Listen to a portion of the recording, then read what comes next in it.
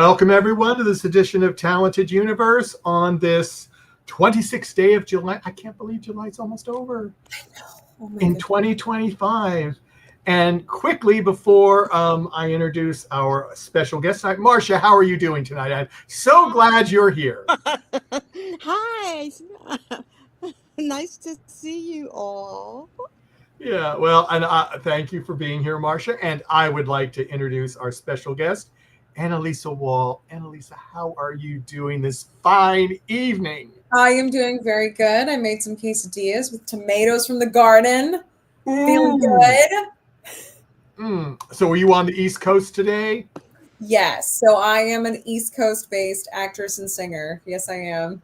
Yeah, I got to change your, I haven't done it yet, but I'm going to put singer under your category because we have all of our podcasts, because we do a lot of singer podcasts. So. Oh, nice. Yeah, we do The Voice. Oh, that's awesome. So we have a lot of contestants voice. So I'll dump you in with all of them. How about that? Sure, I love it. Let's do it. Starting off, how did you get into, now just your career is wide and varied, but yes. How did you get into verticals? It was actually really funny. So I switched into film during the most inopportune time. What, 2020?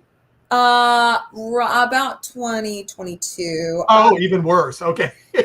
Yeah, when it was like half COVID, but then half like not really. And during that time, a lot of productions that were shut down during 2020, 2021 were ramping back up. So there wasn't really a lot of work available for new people. It was basically, we're just bringing in the people that we already had on our projects and yada, yada, yada. And like I mentioned to you a little bit beforehand, so I had a massive accident. I was hit by a drunk driver December 29th of 2023. And we can get into that totally, but it was really, really bad situation that happened. And in January, I received a audition for something called Real Short, and I didn't know what that was. And nobody did back then, really. Nobody knew that. And it was called Taming the Lion. And I put it off. I put it off and I put it off and I put it off because I was so in such a hole after the accident. And I even had a video on TikTok. I look horrible. Like my eyes were just completely sunken in. And I was just like, I have to do this audition. And I memorized it and I went, let me just do it, let me just do it. And probably within about 4 days, I was asked my availability. I was asked to come back to callbacks. And I was like, oh, okay. This is great. This is a real light in my life. And then right after the callbacks, I was asked my availability. And then I was said, okay, we're going to have to put you on hold for it. And then within 20 minutes, the casting director said, never mind, not on hold. She's booked it. And I was completely taken aback and I was like, what? Okay. And it could not have been more of a blessing. I was thrown on set with a director that I actually met previously. I'm friends with Natasha, who is Sean Gunn's wife. You probably know famous James Gunn. It's his brother. And his wife is a friend of mine through just colleagues and I have yet to work on one of her projects and I would love to. She's such a genuine human being. And she worked on a production that I saw the previous year. And one of her directors in that production was the director of Taming the Lion. So it kind of all went together. And there I met Luke Charles Stafford, who is now blown up. Big. Yes. Mm-hmm. It was his first vertical, and this was during the time when we were paid the same amount of money. It was great. He wasn't part of the R-Stars or anything yet. He was flown all the way to Atlanta. I don't live in Atlanta, but I do live local. So I was down there, and we both were kind of having this vertical experience together. Taming the Lion was a very, very intimate movie. And it was the first that I had done, because I'm a theater actress, Broadway and everything. So it was the first that I had done in regards to film. So I could not have been more lucky to have somebody that I gelled with really, really well than Luke. We became really good friends, and you kind of have to have that kind of basis if you're going to kind of go there, Yeah. And then I was, privileged enough to work with him again a couple of times, and people in the vertical world keep asking us to do another vertical, so I'm going to put it out there again. He and I both want to work together as 1 and 2, so I'm just going to put it out in the universe. We're gonna well, what you can do, see, I'm just thinking of myself here.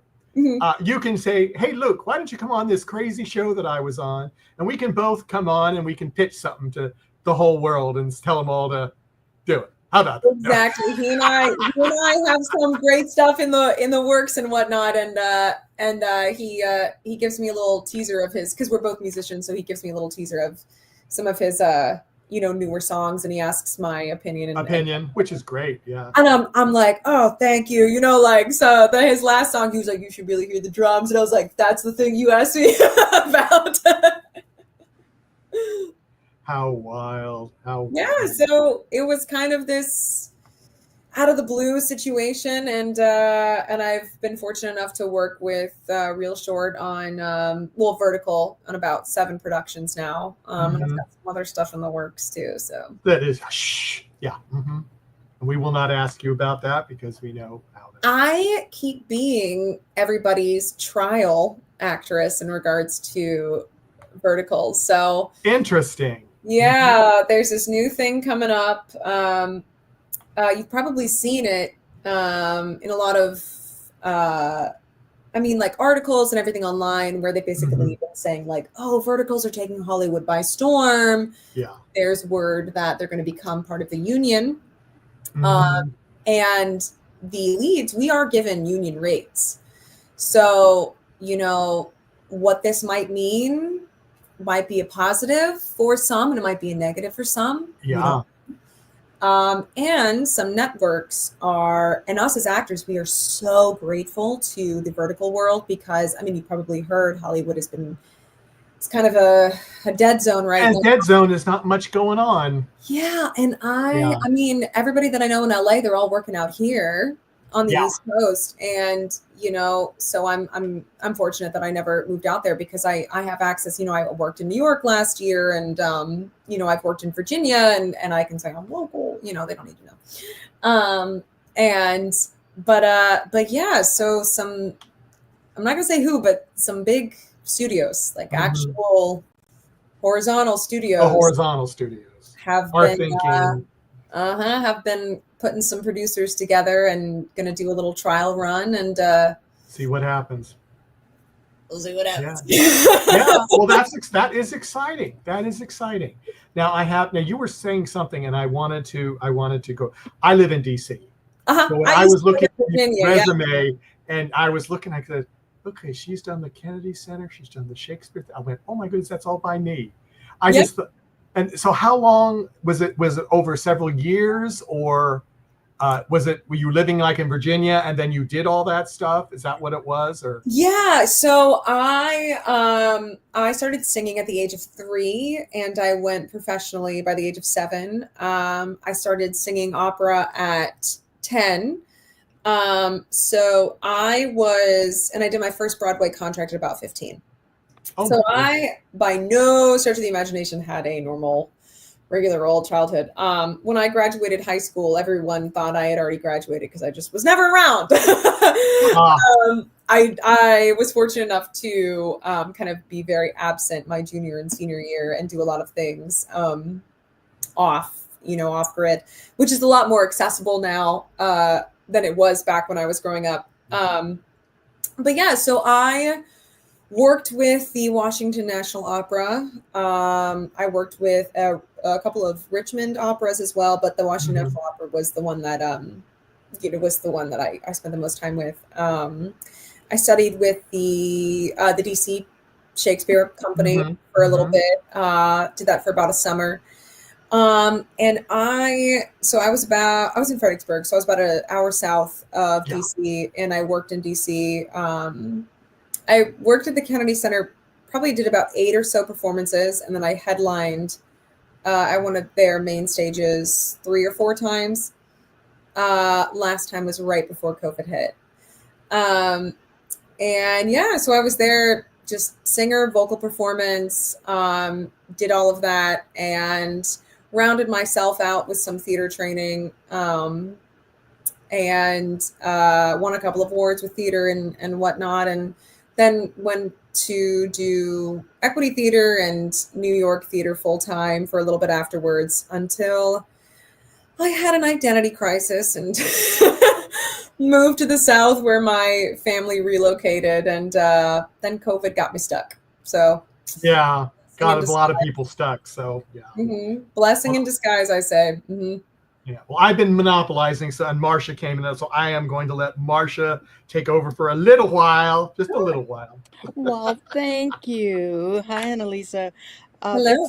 It's so much fun researching people that I may not have been familiar with before. I'm sort of more new to the vertical world than Michael is.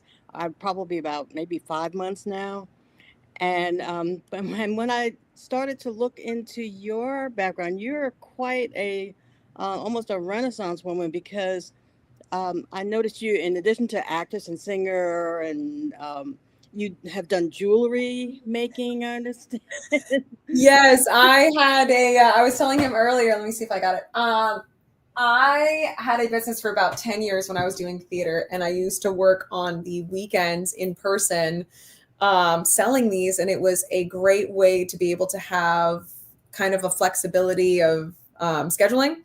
And then during COVID, when all I knew was theater, and that pretty much, kicked the bucket, I went full on into TikTok, blew up on TikTok, had 250,000 followers on TikTok, which still exists. I've lost some followers because I haven't been active in over a year.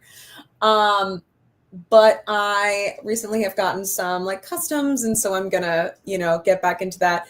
But this is one I made actually on the set of Mother Warrior, amongst other things. So a lot of the time having some downtime in between. It's not finished yet. I still have to work on this. But so this is all sterling silver, and this is labradorite. And then there is a little amethyst right up here. I've also made this ring right here, and this one as well. So yeah. Oh, please continue. Those are the kinds of pieces that I really enjoy, because they're large and personal, and you can just accessorize and wear them all the time and love them and all that kind of stuff. Exactly. So I do that, and then I also I do my own kind of skincare stuff, and a lot of my skincare stuff goes to my grandfather right now, who has his own skincare business, and I just go like, oh, just take $10 off the top. I don't need a whole lot of money. So did you say tinctures? Are you an aromatherapist by any chance? I do it all. I am very into, I've got my evil eye, I've got my bracelet, I've got my shungai. We are all, as actresses who put ourselves out there, and we gotta protect ourselves. So I'm just a very, very spiritual performer. Yeah. Well, I'm a certified aromatherapist, and a licensed massage therapist. I'm into color therapy, all that kind of stuff too. Yes, I love it. I love your yellow happening right now. Yes. And as far as your operatic voice, are you a soprano, mezzo soprano, or? Yes, I am what you call a dramatic soprano. So I have a very Queen of the Night situation. Over the course of my year studying with opera, you kind of figure out, what are your strong suits. And my vocal teacher loved giving me wordy language. So I'm really good with language. One of my friends of mine, who we still sing with together, she does a lot of runs. She's really good with runs. That's something that takes me a little bit more time. But I switched into more musical theater. That was kind of more like my path that I found, because I was more of an actor than she was. And so I found this really nice like mix and this really like deep chest voice that I have. And a lot of the times you'll see online, I'm actually in the process of building a recording studio in my garage because I want to get back to, it is just untapped square footage. And I need something to keep me busy in between contracts. But yeah, so a lot of my current recorded stuff that I just kind of have just singing is more belting. But I am a, contrary to what my speaking voice is, I have a very, very high soprano. So you have to tell me a couple of the roles that you particularly like in the musical world, or either. Yeah. Yes. So I was a big reason why I left New York. There was a little bit of controversy there. I will just kind of throw this out. I was a second for Christine. And that is a dream role of mine, and kind of added to my crisis of coming on down here. And it's one of those things where you wonder if you're ever gonna regret that. But I was pulled in. I was almost cast as Cosette, and I kept keeping on my own in the back. And I was like, no, you're gonna like it if you just flip the page. Just let me be your Eponine, because like I can sing Cosette, but I'm a better Eponine. Yeah, I did that, and then I did Chava in Fiddler on the Roof, but that was when I was younger. And then my other Broadway credits are more concert series. Oh, now that music is running through my head. That's one of my favorites as well. Not to sing, well, I do sing a little, but to listen to and to breathe and to feel. Yes. There's so much to you that I discovered. I should give it back to Michael. No, go ahead. I start my next, Go ahead, I said. You want? Oh, okay. Well, when I was going through, I was looking through some of your Instagram, and I do some of the other things that I do. I produce some panels and things at Comic-Cons and and I looked and I saw you and Lloyd Kaufman. Yes, what was I like? And I went, whoa. Yeah, I am in his next movie. You will see me.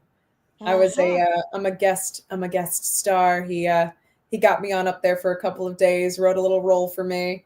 So you'll see me in his next one. I know he's in San Diego right now doing the Comic-Con. Yeah, Comic-Con is going on now. In fact, I almost thought that you were there. Somebody posted a picture of I'm producing a panel there. I wasn't able to go, but I'm producing a kaiju panel actually. Yeah. At Comic-Con. And someone posted a Wonder Woman picture.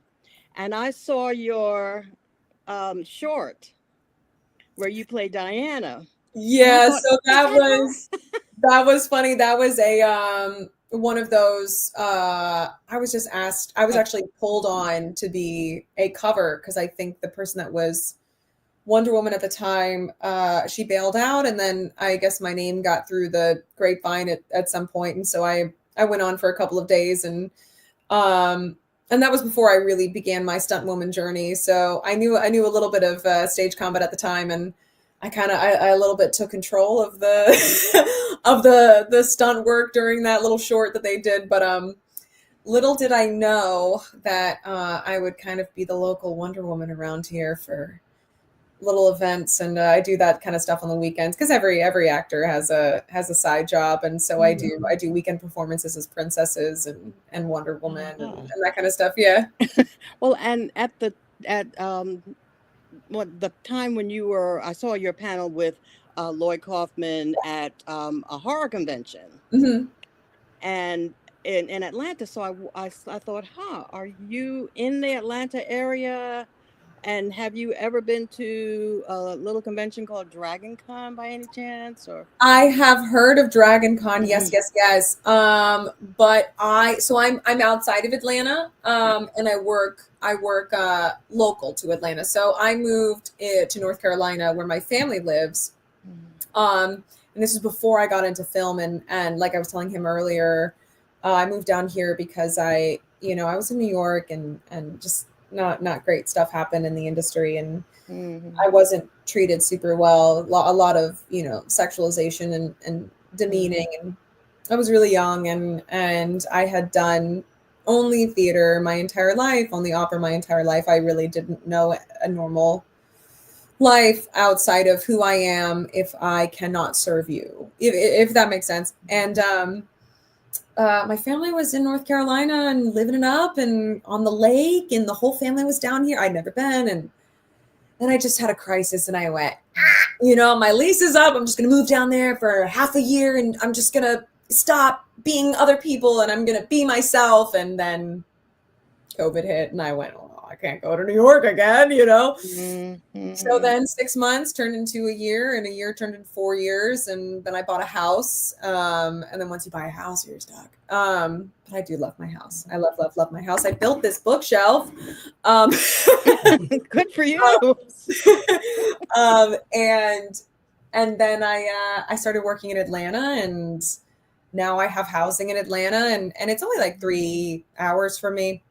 Mm-hmm. So I'll work there all the time. I'll stay down there. But also being kind of in North Carolina, it gives me access. I've done some work in South Carolina. I've done some work in Virginia, done some work in New York, just got back from Massachusetts, and it's all within a drive. So it's nice, It makes it easy because it is within 8-9 hours or something. Yeah, Massachusetts was a little further. That's about 9. 10, yeah, that was a little bit further, but Virginia, depending if I'm doing Richmond, it's like 4. It's like 4, yeah. Mm-hmm. There's a lot of commercials in Richmond, and it's like 4 hours, and I have housing there because I have friends from there. It's super easy. Yeah, makes it easy. Mm-hmm. And then I also have a guest bedroom here with an adjoining bathroom, so I have friends that come stay, and I'm like, you take my housing, and then I will take your housing. There you go. We switch. You just switch it up. Yeah. Yep. Mm-hmm. I just want to finish up with Lloyd Kaufman with that. I've met him a few times because and he comes out to San Diego Comic-Con, and he does his thing, and he is a really fan-friendly person who believes what he does, and he puts his films out there so that you can actually see them no matter where you are, which we appreciate. And I loved when a friend of mine couldn't come with me to San Diego, and I visited his booth, and so he made a little video for him, and he said, wait, I'll go. And he said, wait a second. And he went back somewhere, and he got the Toxic Avenger mask hat, and he said, come on, we'll talk. So he did this little video. So he, when I saw your connection with him, I was so excited, even more to meet with you. So I met him on Guardians of the Galaxy 3. We were in a scene together that was cut. Mm-hmm. So that's my part in Guardians, but you'll still see me at the end. But that's honestly, screen time wasn't really what it was about for me. Mm-hmm. I met him as a result, and he is such a genuine, kind-hearted person. And he's really out there too. And like you said, when he's at the Comic-Cons, he doesn't charge. No, he does not. So everybody tends to charge, but he doesn't. So his line is wrapped around the building. I wish he wasn't all over the place being a star, because I would I would do more with him. But when I had a little bit more flexibility, I did.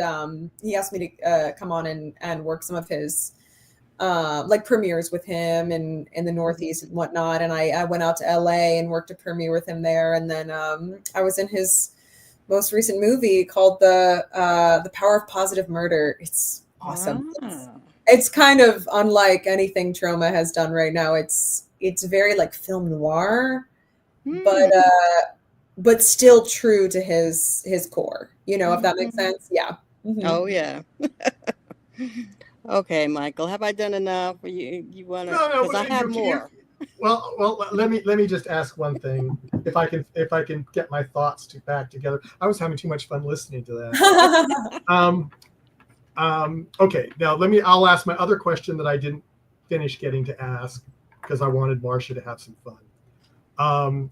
So on the verticals, mm-hmm. You were one of the first ones to do them. Yep. After you did it, and you came home, and you told your friends that you did a vertical drama, and they looked at you like, huh? How did you explain it to them what it was? So I like to explain it like so what I said is, Days of Our Lives, when you would come home from school and your mom would be folding laundry and she'd be glued to the TV for Days of Our Lives.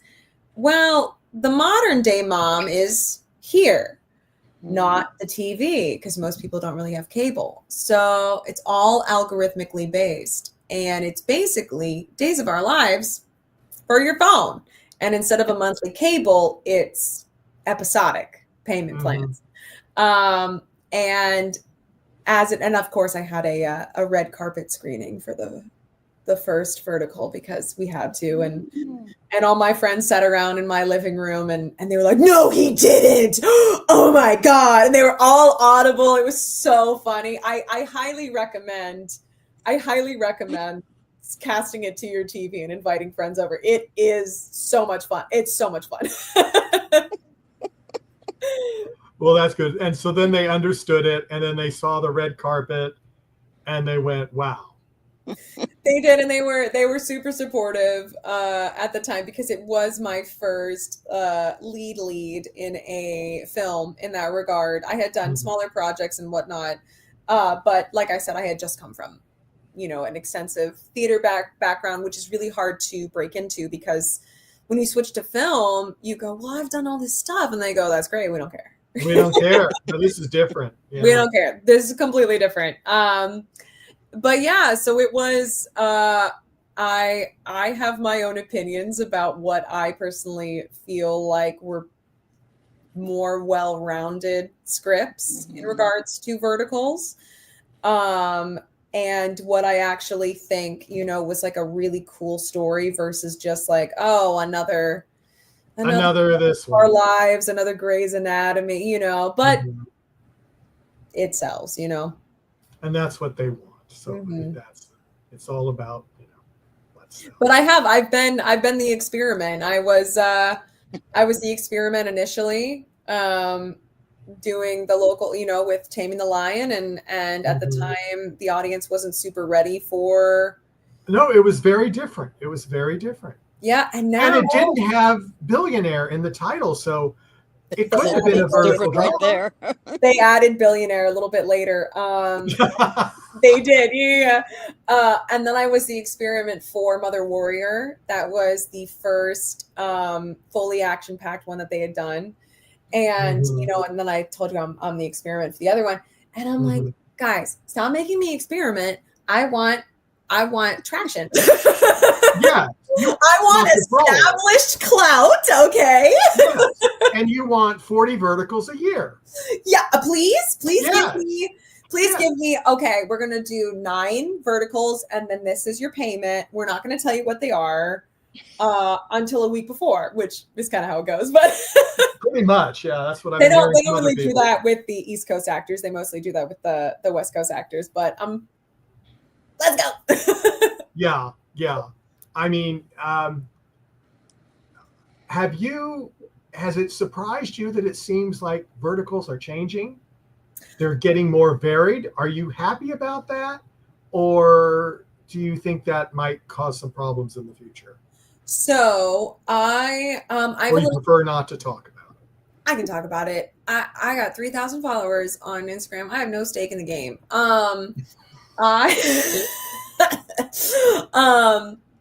Well, like I said, for my business, I played the whole game and did the whatever, and it's exhausting. So I made my personal Instagram a couple of years ago, and I refuse to do the game. I don't know. I hope traction comes to me, but whatever. But I do know that because I have some people that have worked for other vertical companies. Real Short is my tried and true. They have always been very, very good to me.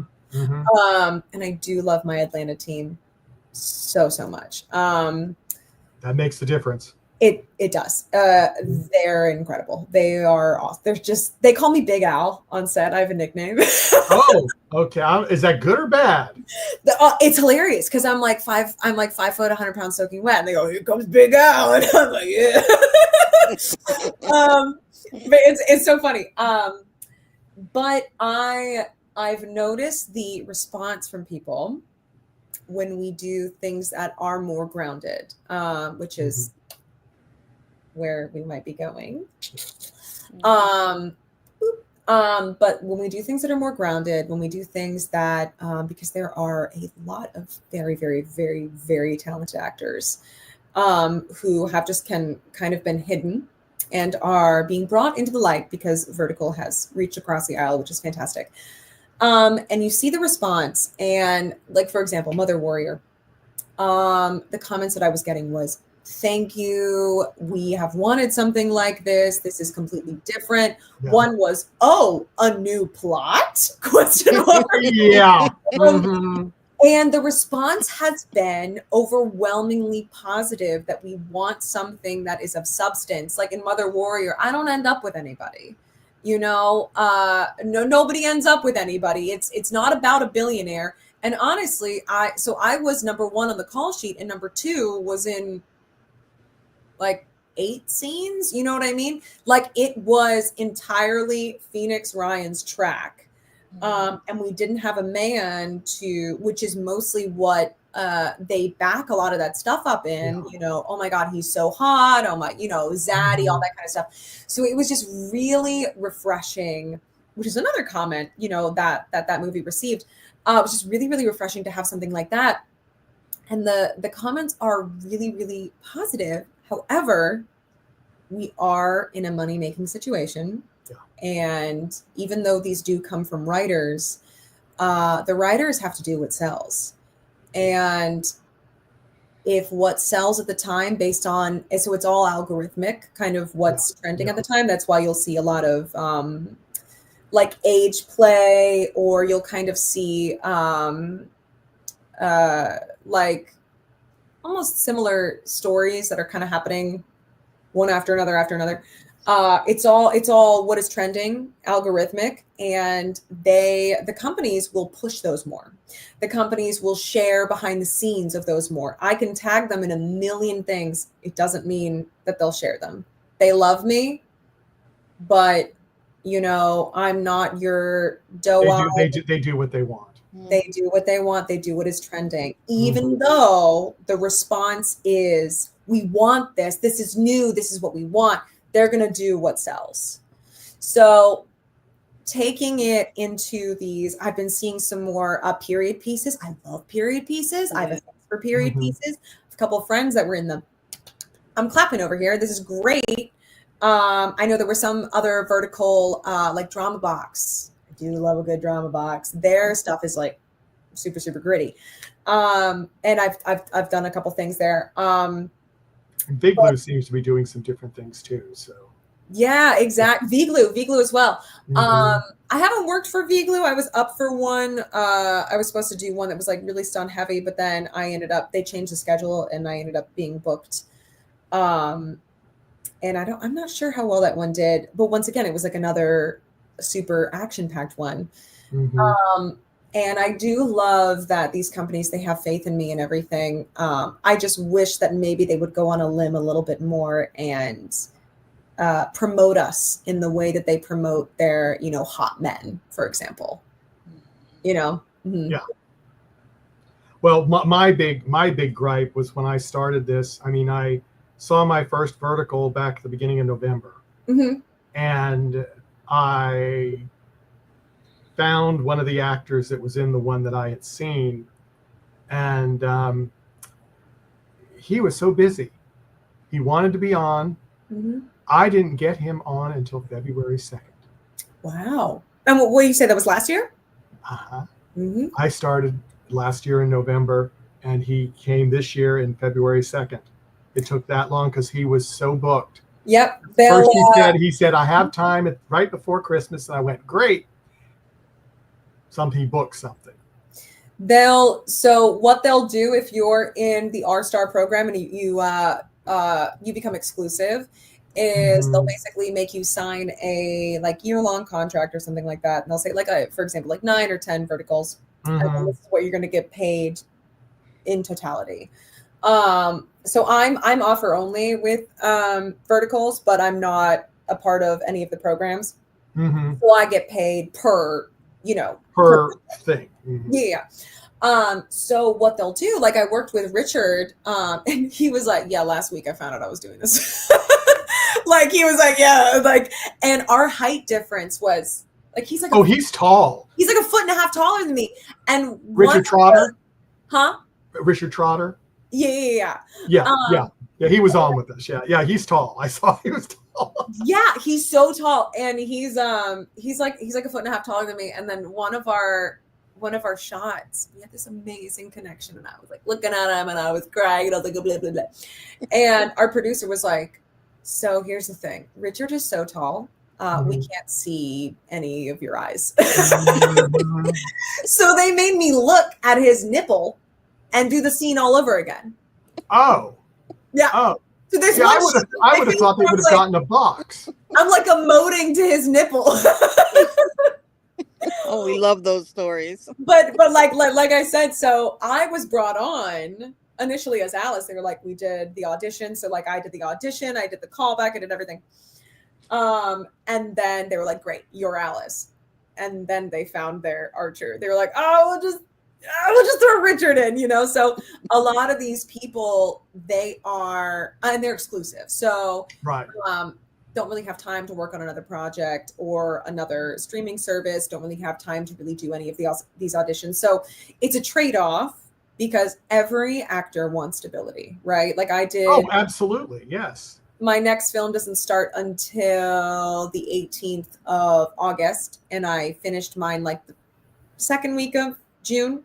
So I've been essentially out of work since the second week of June. And I've just been doing one-off things. And it's terrifying, Yeah. As bills to pay. Yeah. Mm-hmm. Yeah, like you have bills to pay and it only goes so far. So it's a trade-off to where you go, I know I've got the money in, I know I have the stability versus, but I can't work for another company, but I can't do a horizontal, so it's.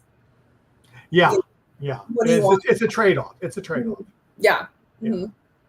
And I mean, that would be a tough decision. I mean, you go, do I want the stability or do I think that something may come up that I can't say no to because it would propel me in a different direction? Yeah, I wouldn't want to have to make that decision. Yeah. And I know, personally, like my friend Luke, like he was like, no, I told them I needed to take a film off because these film every 2 weeks. So I don't know if you guys knew that, but they're on a 2-week schedule and they work us because they don't have stand-ins or stunt doubles I do have stunt doubles. I was a stunt double for Allie. But who's my sister. Not always. Not always. So I didn't have a stunt double on Mother Warrior. I was the stunts. And I wrecked my body. But they're 12 to 14 hours. And they do feed you very, very well. I don't know about the other teams, but I know the Atlanta team has a fantastic food budget and just they feed you almost too well. But you are around the clock. So if you I had 11 changes in one of mine. So, you're still in your last outfit and they're like, all right, well, we're changing up the shot. We need you in here for your, blocking rehearsal. And then you're like, okay. And so you're like standing here, you're standing here. Okay. You're going to do your line here. Okay. And then you're going to come here, blah, blah, blah, blah. Cool. Okay. Can I go get ready? Great. And then you run, you go get ready. And then they change your makeup. They change your hair.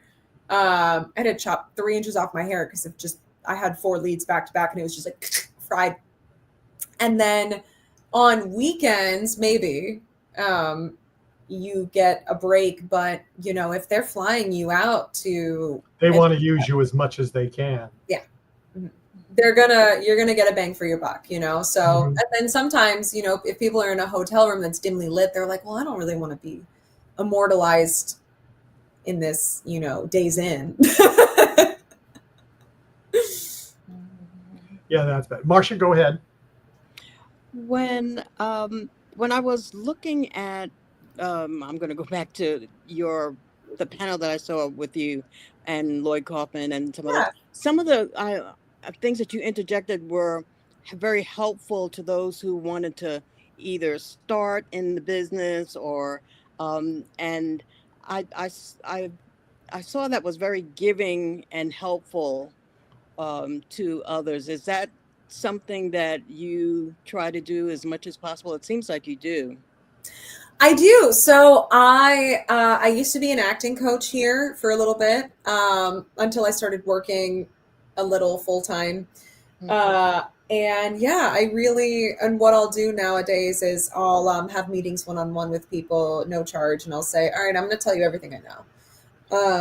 It took me years to figure this out, and coming from theater and jumping into film, I lied a lot.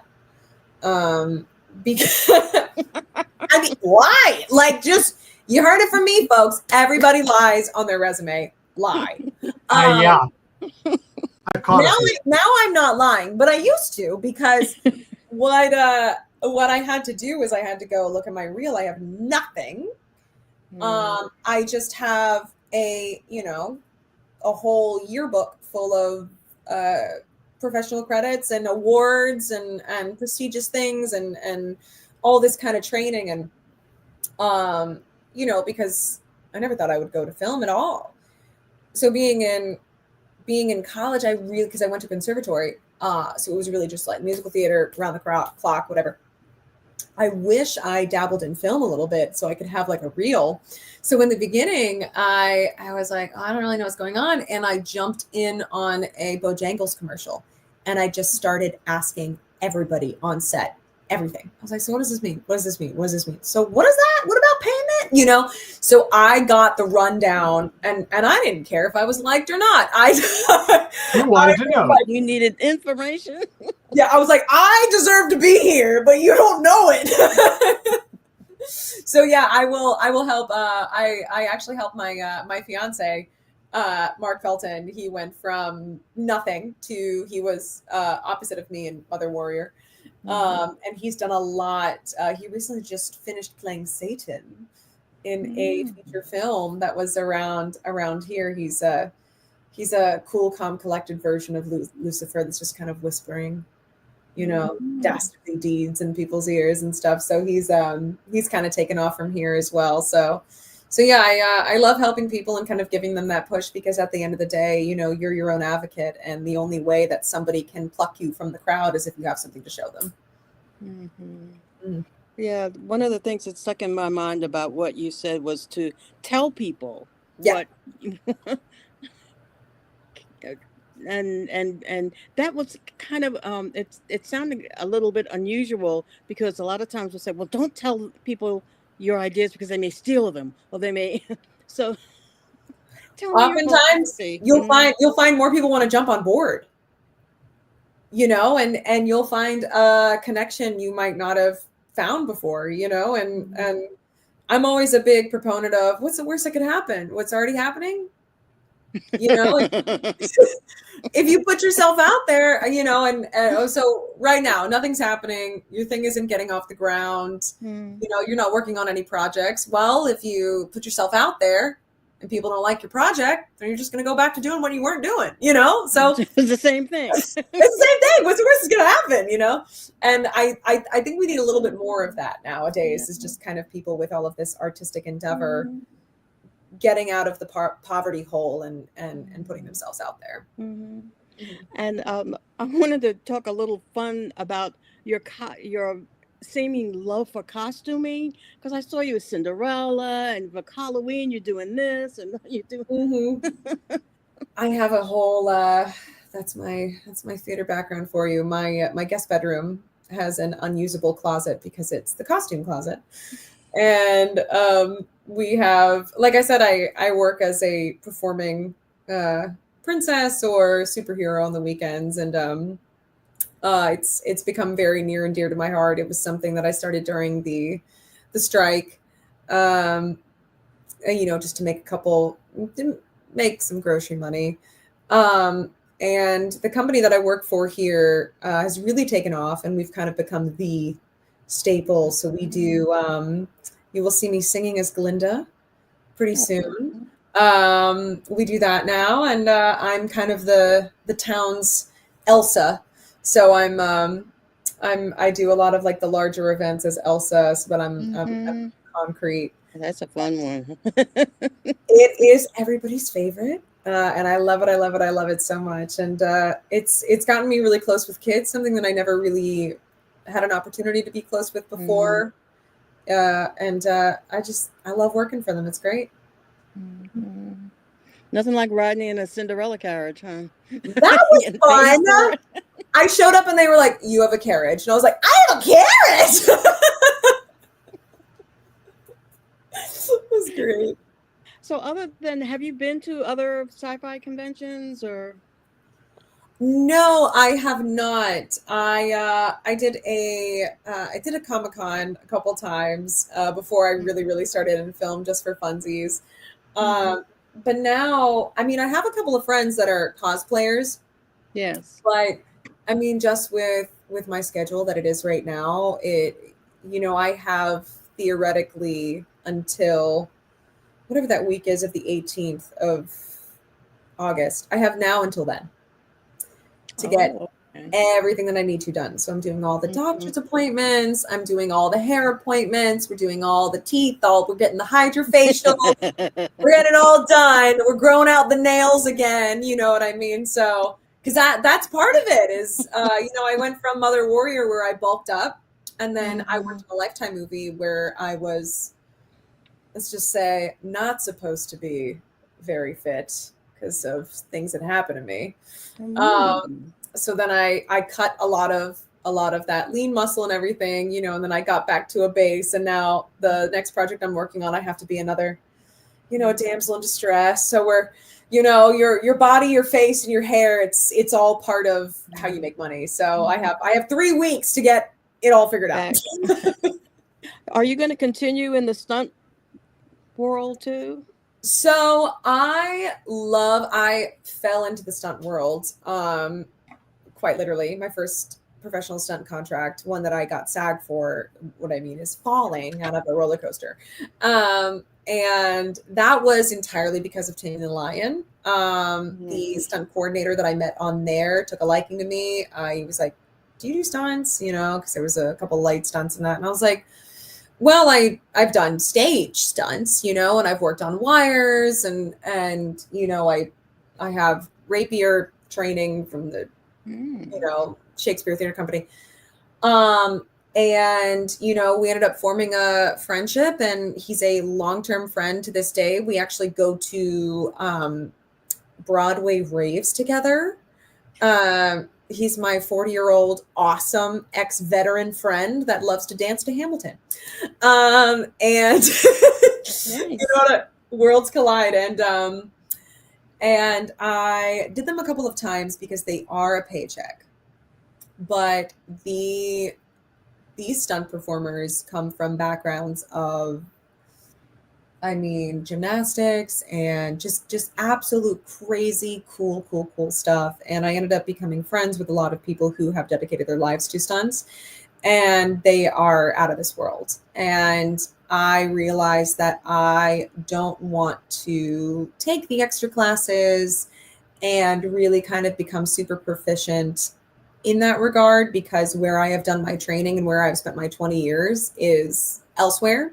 And I would much rather leave that capability to the people whose heart and soul is completely in it.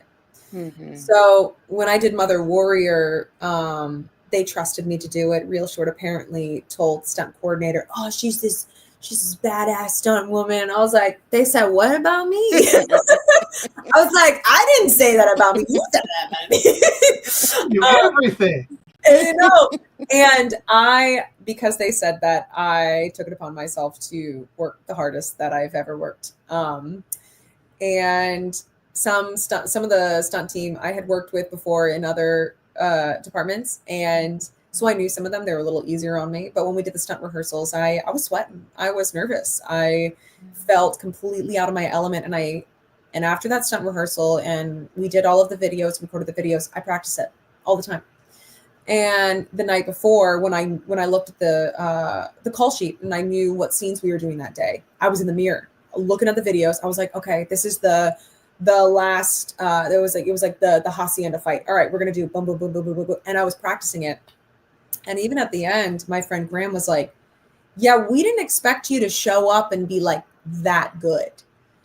and I said, it's because of you guys. Like, it's because like you guys just show up and you're this good every day. And I wanted to be different than the other actresses who I do stunts. I wanted to work for you guys so you would feel proud with me next to you. And I recently worked on a Lifetime movie with my friend Eddie Davenport, who is the stunt double for Superman. And he's an incredible actor. And we finished this really gut-wrenching scene, and I looked at him and I went, where have you been hiding? And he was like, I'm pretending to be somebody else. And he was a testament to say where he said, don't say you're a stunt woman, say you are an action actress. So that is what I say now. I'm an action actress. I think I saw a picture of you too, and he's about twice as tall as you.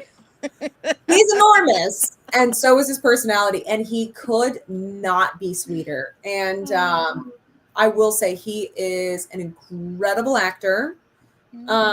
Who he also was in Logan. I don't know if you guys are familiar with the movie, but at the very end when Wolverine dies and he's killed by his clone, that's Eddie.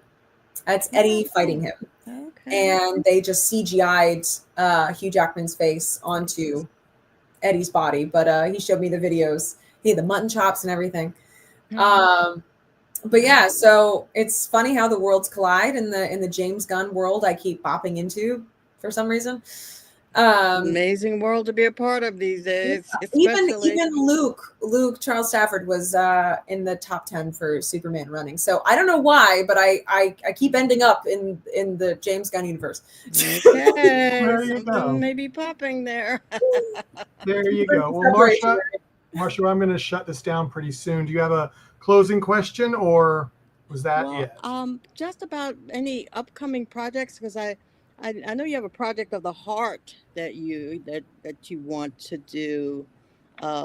If you wanted to talk about that, or just keep that close to you for now. Yeah, so I just finished a lead in a Lifetime movie, which will also be streaming in France. And right now it's called On the Surface, but that name is subject to change. They always are subject to change, so don't quote me on that. Follow my Instagram. That'll be out next year. And then in between, I have been working on a true story. I think what you're talking about is my pirate film that I've been training for, and I've been fundraising for, and that kind of was on pause. I started at the beginning of the year, but then I got 3 verticals back to back, and then I got 2 horizontals, and then I have another horizontal and then a vertical in August. Wow. So yes, I'm so happy. But you're right. So the next time I have a little bit of downtime, I'm gonna get back to that, and I will be doing the official crowdfunding and the official raising for that, because renting a pirate ship to do a proof of concept is not cheap. But they have them. They have them to rent. They have pirate ships to rent for film. Pirate ship for rent. Pirate ship for rent. If you have to ask the price, you can't afford it. Exactly. Well, please keep us informed. We want to. Please do. 100%. Will do. Well, and Analisa, was there anything you wanted to close with that we might not have touched on before we go? Or... No, I really appreciate you bringing me on. You know, like I said, I'm the experiment, so I really appreciate when people reach out, and I'm at that point now of where if you want to let me know that you appreciate my work, I will respond. Right. Well, just so you know, you are not our experiment. Because you're like actor from verticals, maybe 30, 31, 32, something like that. Yeah. So you were not the experiment. You're so busy it was hard to get you. Yeah. You got me out during my 3 weeks. I got 3 weeks off this year. And that was it. So that was That was great. But thank you very much for joining us today. Yes, I thank really you. appreciate it. And I know Marcia had a great time. Oh yeah. Yes, she has a good time doing her little research and stuff. But I enjoyed finding out that you were in this area for a while where I am, and making the rounds. So Oh, absolutely. And that I'll be back as well. So I'll definitely let you know. let me know. And so everyone, thanks everyone for coming. Keep there's our website up there. You can look and see what's coming up. You never know what's coming up on our network because we do a couple of different things. And here is Analisa's Instagram. And if you can't write it down fast, it's on our webpage under Talented Universe. The shows each have their own little blurb. So everyone take care, and we'll see you next time. Bye-bye. Thank you.